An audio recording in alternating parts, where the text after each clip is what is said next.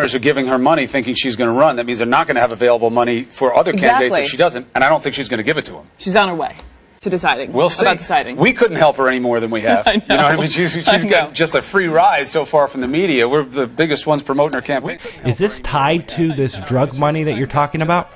The zinc supply is facing a massive deficit. Mine closures are certainly putting a major upward pressure on the best performing metal of 2016. Right now, China has temporarily shut down 26 of its zinc mines until June of 2017. Zinc inventories are at their lowest level since 2009, and the zinc fundamentals could not be any more favorable as the world is facing a worldwide supply shock. The former president of the largest gold producer in the world just left the company to join a junior mining zinc play that is currently sitting on $9 billion of zinc and rising. Learn more about this incredible opportunity at crushthestreet.com/zinc. Hello everyone and welcome in to crushthestreet.com. We got a returning guest today.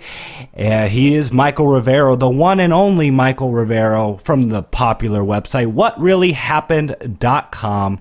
And he hosts the popular radio show What Really Happened. And I want to talk today to him about the ongoing Clinton scandal. Michael, thanks for joining me today. Thank you for having me again. Michael, I'm looking at here the Clinton Foundation, just so much fraud. You know, number one, only 10% of the funds actually goes towards charity. And, you know, they're the recipient, you know, the Clintons are the recipients of hundreds of millions of dollars in speaking fees, and much of which actually came when Hillary was appointed to be the most powerful diplomat in the entire world. And here they are taking the morally high platform, supposedly. And behind the scenes, they're helping out their donor friends, completely flipping on their core beliefs. And my question to you is, how come more people are not aware of this? Well, you're dealing with an enterprise, if you'll call it that. Actually, it's a syndicate that reaches far beyond the Clintons themselves. And in order to give you an overview, you need to go back all the way to the 1980s. To this illegal CIA operation that was arming the Contras in Nicaragua, and they were smuggling guns without serial numbers down there, and they were funding it all with cocaine that was brought back along the same smuggling pipeline. All of this was illegal. Intervening in Nicaragua was a violation of the Boland Amendment. Foreign policy carried out without the State Department and the President is a violation of the Logan Act. And, of course, bringing tons of cocaine into the United States for sale violates all kinds of state and federal drug laws. But this was all basically being shepherded by the Central Intelligence Agency. The northern end of this gun and drug-running pipeline was located in Arkansas under then-Governor Bill Clinton. And it was being run by then Vice President George Herbert Walker Bush, and everybody along this whole pipeline who was helping with the smuggling or the money laundering or the building of the weapons, they all became incredibly rich. And following the shoot down of Eugene Hassenfuss's plane over Nicaragua, this scandal exploded into public view as Iran-Contra. And when Congress had to hold hearings, they were talking about the gun running, but they kept the government-sanctioned cocaine smuggling hidden from the American people. But this created a whole new power elite inside our government. And to understand how that worked, you need to go back and look at what happened to the nation during Prohibition, when alcohol was banned in the country, and it allowed those who were trafficking in illicit alcohol to obtain enough wealth to literally buy their way to the highest levels of the government. That's where the Kennedy fortune began. Old Joe Kennedy was a rum runner and a bootlegger, and his sons got into politics. John F. Kennedy became president. Robert Kennedy was on his way to being president when he was shot. And Ted Kennedy probably would have run for the White House had it not been for Chappaquiddick. But we're seeing a repeat of that. Instead of alcohol today, it's cocaine and heroin. And all of these people tangled up with this CIA drug-running operation are in a position to blackmail the entire government with it. And they have amassed this huge fortune, and they continue to the present day. We basically are in a government that's being run by a drug crime syndicate. And they may be great drug criminals, but they're very lousy administrators, which is one of the reasons why the country has deteriorated so much. And if you look at our foreign policy around the world, it's almost like, the mafia going on out saying, if you don't do what we tell you to do, something bad going to happen to you. We're going to get a drone strike. We're going to get a regime change. We're going to do all this stuff. And really, that's at the heart of what is going on. Now, the Clinton Foundation is a gigantic slush fund. Charles Ortiz over at Wall Street was taking a good look at it. He says, as near as he can determine, only 6% of the money that has gone into the Clinton Foundation was spent on charitable activities, usually in front of the media cameras to push this whole image. But in order to be a legal nonprofit foundation, they have to be spending 51% of their donations on charitable activity, and the Clintons definitely aren't. Ortiz is saying basically going on the publicly available records, literally billions of dollars have vanished into the Clinton Foundation without a trace. Nobody knows where the money went.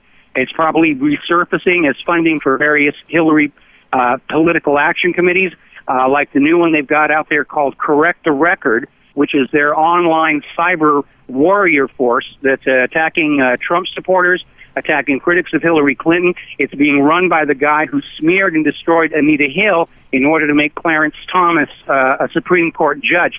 So it's all dirty and it's all tied up with drug money. And I'll give you another example of that. Yeah. As you know, not to...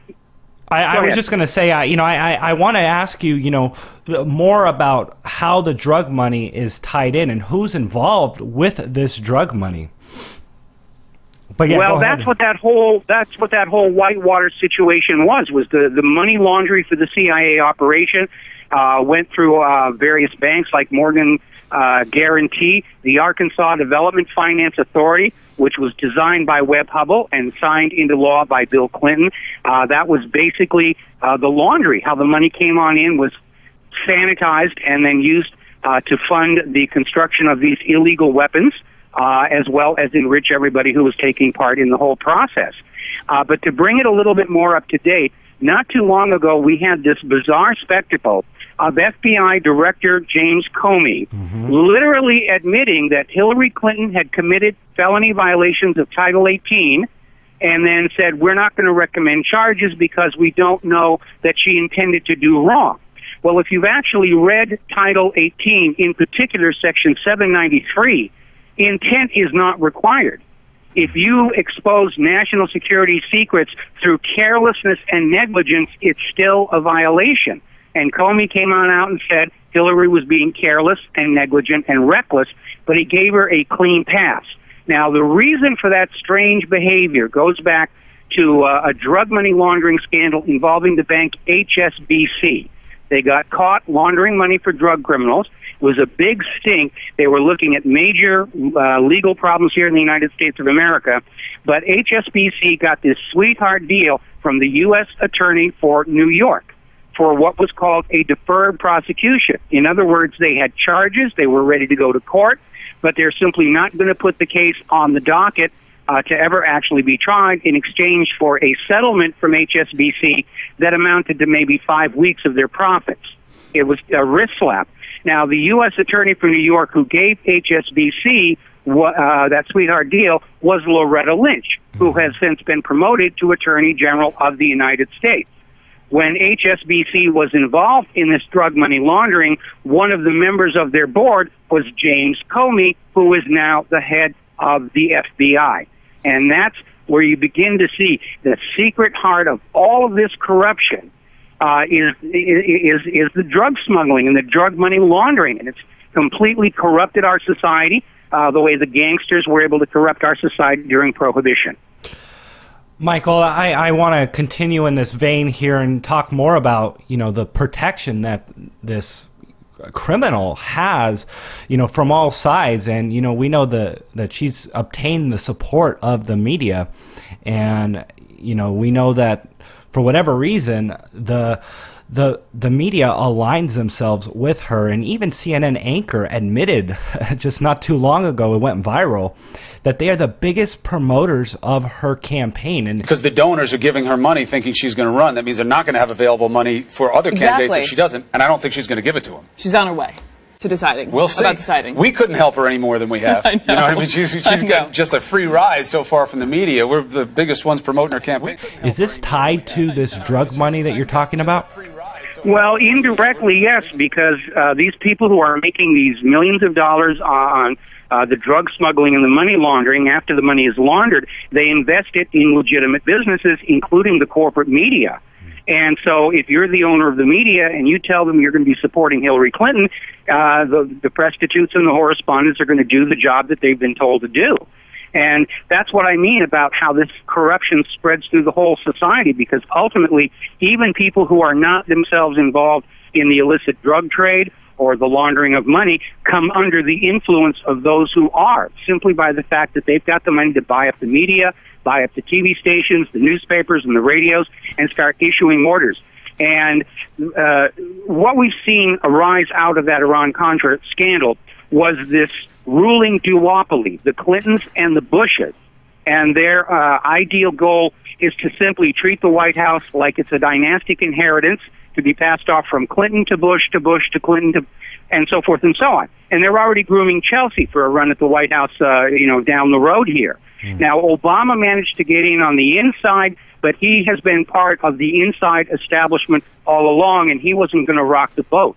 Donald Trump is truly an outsider. He's a businessman. He wasn't raised in that world of CIA clandestine operations and wet work and smuggling and so forth. When he gets into the White House and he realizes that the biggest drug smuggler in the country is the country, we're going to see a real war on drugs that goes after the drug smugglers, the dealers, and the money launderers, rather than these token arrests of end users that we see on the media to reassure us that our government really is being tough on drugs, even though demonstrably they are not. So do you think that as president, she'll be in a stronger place to pull strings and do favors for her donors than she, is or has been in the past? No question about it. And everybody who's looking at that Clinton Foundation, they need to understand all that money that went into that foundation is in expectation of promises to be kept when Hillary's in the White House. And so we have this lady who's aiming for the White House in order to repay all those favors, and that's going to be her top priority. She's not going to be thinking about ordinary Americans. She's got obligations and debts to keep to all the donors. And there's another factor you need to keep in mind. Everybody who paid her a bribe through that foundation, they are now in a position to control Hillary Clinton. She's wide open to blackmail. To everybody who did a pay-for-play for the State Department, to anybody who got hold of emails that reveal even more crimes. I mean, there's a question that I keep asking on my website and my show, and it's such a dangerous question. Nobody will touch it in the corporate media, not even to try and ridicule the idea. And that has to go back to another Clinton scandal from 1996 called Chinagate. And Chinagate was a scandal in which President Bill Clinton authorized the sale to China of highly sensitive U.S. technology over the objection of the State Department and the Pentagon and the intelligence agencies. And while this technology was being sold to China, Chinese money was flowing into his re-election campaign. Now, it was funneled through Chinese-American citizens to make it legal, but when the scandal broke, it basically came out this money was coming from Chinese billionaires, Chinese intelligence agencies. Bill Clinton was literally selling U.S. secret technology to China in exchange for campaign donations. And so it is reasonable to ask if Hillary Clinton wasn't repeating that with this weak email server of hers, on which were parked many of the nation's top secrets. It's been confirmed she had special access program material on that server, which had weaker security than Ashley Madison. When the hacker from Romania, Guccifer, hacked into her email server, he reported seeing at least 10 foreign IPs logged in at the same time going through the documents there. So Hillary has this absolutely perfect espionage setup. She doesn't need to physically steal files the way Jonathan Pollard did. She doesn't need to leave chalk marks on mailboxes the way Aldrich Ames did. She didn't need to tape documents underneath the bridge at a park the way Robert Hansen did. The secrets are delivered through this email server, and she's got this foundation to collect and launder the payments. And 40% of the money that has come into the Clinton Foundation came from foreign sources. It's an absolutely perfect espionage setup. Wow. Well, you know, I mean, when it comes to the facts that you point out, you can't argue with that. But the problem is people don't know these. They don't understand it. They don't know it. And it just seems like if Hillary Clinton doesn't acknowledge it, most people will never find out. And I think she knows that because most people don't bother to dig into the lies that the government rams down the... Well, that was true. That was true 10 years ago, 20 years ago. Certainly it was true during the height of the Cold War of the 1950s and 1960s. But right now we're seeing a tremendous change in the American public. Yeah. The advent of the Internet and the independent media has profoundly changed the way information flows through our society. And the American people have become aware of so many lies to date. They don't know them all. They don't know the sheer scale of the lies, but they know enough of them where they become very skeptical, and that's a good thing. As of the last poll that was conducted, only 6% of the American people have any trust for what they hear on the corporate media. And especially, as you pointed out, that CNN video went viral where they're out there just saying, yeah, we're here to push Hillary Clinton on you. Yeah. We're not here to report the news and be fair and balanced. We're here to sell you Hillary Clinton. You know, I gave a short 7-minute speech a couple of weeks ago just sharing some of the blatant lies of 9/11 to a general audience and just letting people know that the narrative does not add up. You know, things like Tower 7 falling, just some of the basic things, missing plane debris, no evidence of a 757 actually hitting the Pentagon. And, you know, where were the engines? Where was the footage of the Pentagon, the plane hitting it? And people were shocked. And, you know, people were shocked that the media, and they had to almost, you know, swallow this pill that, you know, they had to, you know, give up their patriotism for the country. And it's tough for people. It's almost like if you were religious your whole life, now you don't believe in a God. That's a tough thing to do for someone. You're actually very close to what's going on. You're very close to what's going on, because the reason any tyrant in history gets away with this kind of stuff is because they grab the kids when they're too young to know that the big people are full of nonsense and lies and deception, and they indoctrinate you with certain beliefs. There's an imaginary playmate up in the sky who loves you. The media is honest. The government is only concerned for your well-being. And as you grow older, your personality forms around those core beliefs. They become part of your identity. And that's why when people are confronted with a reality that is in contrast with those beliefs, they'll psychologically react as if it's a personal attack. And that's one of the reasons you have to tread very, very carefully when you are trying to lead people into the truth. And you can't overwhelm them. You can't trigger that defensive reflex of, oh, you're attacking me personally because I believe our government is good. And part of the fine art of being a rabble-rouser is knowing what the rabble is ready to hear and knowing what they're not ready to hear, and never, ever, ever stepping across that line. Right. So it is an issue, and there are going to be disagreements. I disagree with you about the Pentagon and that plane and everything, but we don't need to go into that right now. But yeah, when you have spent your entire life in this matrix of lies, waking up to that reality, it can be disorienting. It can be a shock. It can literally provoke an identity crisis. You're not even sure who you really are anymore, because all the benchmarks that you defined your identity by have now been moved. Yeah, no, and it's true, and that's what's tough, is that it's hard to have these conversations with people. But if people don't understand these things and they move forward in ignorance, you know, we have things like, you know, the Clintons, you know, get into power and manipulate things. Fraud is rampant, and, you know, quite frankly, the rich are getting richer and the poor are getting poorer. When it's all said and done, it's about people's standard of living, quality of life. And, you know, with that, Michael, you know, I'd like to just get your closing thoughts here on the interview, and just, you know, your advice for people who are listening to this content and maybe hearing some of this stuff for the first time. Well, we currently have an internet and an independent media, although Hillary has now come on out and basically said that if she manages to win or steal the White House, she's going to shut down the independent media completely, because she's getting sick and tired of constantly being accused of all the bad things she's actually done. She wants to erase all of her past scandals and focus totally on the new scandals that will attend her presidency. So we all have to be part of the independent media. Everybody listening to this interview, you are now part of the independent media, and that means you go on out, you take a look at the facts for yourself, you remember the big lies everybody understands, like Saddam's nuclear weapons.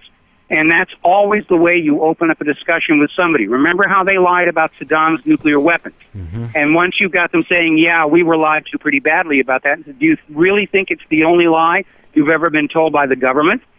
And that is the transition point there, because most people, when somebody in government is caught lying, they figure it's an anomaly, it's a scandal, it's a unique event. No, it isn't. Lying to the people to get what they want is business as usual, and they do it constantly. And in fact, I think most politicians are afraid to ever tell the truth about anything, because they're worried we might learn how to tell the difference, and then they'd actually have to quit politics and go find an honest job.